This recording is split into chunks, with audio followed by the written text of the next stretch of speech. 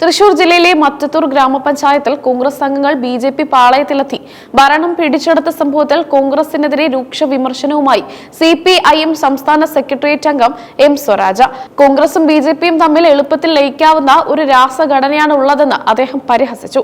കേരള രാഷ്ട്രീയത്തിൽ വലിയ ചർച്ചകൾക്ക് വഴി തുറന്ന മറ്റത്തൂർ സംഭവത്തെ ദേശീയ രാഷ്ട്രീയ സാഹചര്യങ്ങളുമായി കോർത്തിണക്കിയാണ് സ്വരാജ് പ്രതികരിച്ചത്. കോൺഗ്രസ് ജയിച്ചാലും ബി.ജെ.പി. അധികാരം പിടിക്കുന്ന വിചിത്രമായ അവസ്ഥയാണ് നിലവിലുള്ളതെന്ന് അദ്ദേഹം ഫേസ്ബുക്കിൽ കുറിച്ചു. മറ്റത്തൂർ പഞ്ചായത്തിൽ 8 കോൺഗ്രസ് അംഗങ്ങളും 4 ബി.ജെ.പി. അംഗങ്ങളും ചേർന്നാണ് ഇടതുപക്ഷത്തെ ഭരണത്തിൽ നിന്നും പുറത്താക്കിയത്. സ്വതന്ത്രമായി വിജയിച്ച ടെസ്റ്റി ജോസ് കല്ലറക്കലിനെ പ്രസിഡന്റാക്കാൻ കോൺഗ്രസ് അംഗങ്ങൾ ബി.ജെ.പിയുമായി കൈകോർക്കുകയായിരുന്നു. കോൺഗ്രസിന്റെ ഈ നിലപാടിൽ പ്രതിഷേധിച്ച വാർഡുകളിൽ നിന്നും ജയിച്ച 8 അംഗങ്ങളും പാർട്ടിയിൽ നിന്നും രാജിവെച്ച് സ്വതന്ത്രരായി നിലകൊള്ളാനാണ് തീരുമാനിച്ചത്. എന്നാൽ ഈ സ്വാതന്ത്ര്യം യഥാർത്ഥത്തിൽ ബി.ജെ.പിക്കുള്ള പിന്തുണയാണെന്ന് സ്വരാജ് ചൂണ്ടിക്കാട്ടുന്നു. ദേശീയ തലത്തിൽ കോൺഗ്രസ് ബി.ജെ.പിയിലേക്ക് ഒഴുകുന്നതിനെ അരുണാചൽ പ്രദേശിലെ ഉദാഹരണം നിരത്തി സ്വരാജ് വിശദീകരിച്ചു.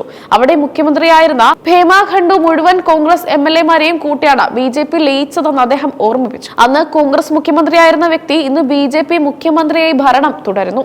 ഇതേ മാതൃകയാണ് ഇപ്പോൾ കേരളത്തിലെ ഗ്രാമപഞ്ചായത്തുകളിലും കോൺഗ്രസ് പരീക്ഷിക്കുന്നതെന്ന് CPIM നേതാവ് ആരോപിച്ചു. മറ്റത്തൂരിൽ നടന്നത് അനായാസേനയുള്ള ലയനമാണെങ്കിൽ കോട്ടയം കുമരകത്തിൽ ലയിക്കാതെ തന്നെ ഇരു പാർട്ടികളും പരസ്യമായ സഖ്യത്തിലാണെന്ന് സ്വരാജ് പറഞ്ഞു. ഇടതുപക്ഷത്തെ തോൽപ്പിക്കാൻ അവിടെ കൈപ്പത്തി ചിഹ്നത്തിൽ താമര ഏന്തിയാണ് അവർ ഭരണത്തിലേറിയത്. സംസ്ഥാനത്ത് പലയിടങ്ങളിലും LDF-നെ തടയാൻ കോൺഗ്രസ് ബി.ജെ.പിയുമായി അവിശുദ്ധ കൂട്ടുകെട്ടുണ്ടാക്കുന്നു എന്നതിന്റെ തെളിവാണ് കുമരകം മുതൽ മറ്റത്തൂർ വരെയുള്ള സംഭവങ്ങളെന്ന് അദ്ദേഹം പറഞ്ഞു. പണ്ട് ഹിന്ദു മഹാസഭയിലും കോൺഗ്രസിലും അല്ലെങ്കിൽ RSSലും കോൺഗ്രസിലും ഒരേ സമയം പ്രവർത്തിക്കാൻ തടസ്സമില്ലെന്ന തീരുമാനം കോൺഗ്രസ് എടുത്തിരുന്നുവെന്ന് സ്വരാജ് ചരിത്രം ഉദ്ധരിച്ച് പറഞ്ഞു. ഈ പാരമ്പര്യമാണ് ഇപ്പോഴും തുടരുന്നത്.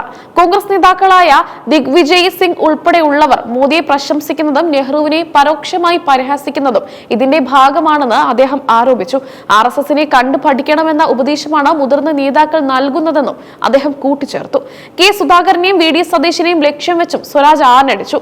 RSS ശാഖയ്ക്ക് കാവൽ നിന്ന മുൻ KPCC പ്രസിഡന്റും ഗോൾവാൾക്കർ ജന്മശതാബ്ദി ഉദ്ഘാടനം ചെയ്ത RSSന്റെ ഇഷ്ടകാരനായ പ്രതിപക്ഷ നേതാവുമാണ് കേരളത്തിൽ കോൺഗ്രസിനെ നയിക്കുന്നത്. രാജസ്ഥാനിലെ രാജ്യസഭാ സീറ്റ് തളികയിൽ വെച്ച് ബി.ജെ.പിക്ക് ദാനം ചെയ്ത അഖിലേന്ത്യാ സെക്രട്ടറിയുള്ള പാർട്ടിയിൽ ഇത്തരം ലയനങ്ങൾ നടന്നില്ലെങ്കിലേ അത്ഭുതമുള്ളൂ എന്നും അദ്ദേഹം പരിഹസിച്ചു. ബി.ജെ.പിക്ക് അധികാരത്തിലെത്താൻ അവർ തന്നെ ജയിക്കണമെന്ന് നിർബന്ധമില്ലാത്ത അവസ്ഥയാണ് കോൺഗ്രസ് ഉണ്ടാക്കി കൊടുക്കുന്നത്. കോൺഗ്രസ് ജയിച്ചാലും ബി.ജെ.പിക്ക് ഭരണം ഉറപ്പിക്കാമെന്ന അവസ്ഥ ജനാധിപത്യത്തിന് ഭീഷണിയാണെന്ന് സ്വരാജ് പറഞ്ഞു.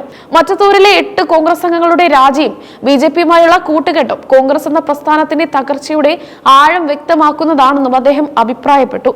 മറ്റത്തൂരിൽ ബി.ജെ.പി. പിന്തുണയോടെ UDF വിമതപക്ഷം ഭരണം നേടിയത് കേവലം പ്രാദേശികമായ ഒരു നീക്കമല്ല, മറിച്ച് CPIM-നെ ഒതുക്കാൻ ബി.ജെ.പിയെ കൂട്ടുപിടിക്കുന്ന കോൺഗ്രസ് നയത്തിന്റെ ഭാഗമാണെന്ന് സ്വരാജ് വിലയിരുത്തുന്നു. ഇടതുപക്ഷ വിരുദ്ധത മാത്രം ലക്ഷ്യമാക്കി പ്രവർത്തിക്കുന്ന കോൺഗ്രസ് ബി.ജെ.പിയുടെ B ടീമായി മാറിയിരിക്കുകയാണെന്നും ഇത്തരം കൂട്ടുകെട്ടുകളെ ജനങ്ങൾ തിരിച്ചറിയുമെന്നും അദ്ദേഹം പ്രത്യാശ പ്രകടിപ്പിച്ചു.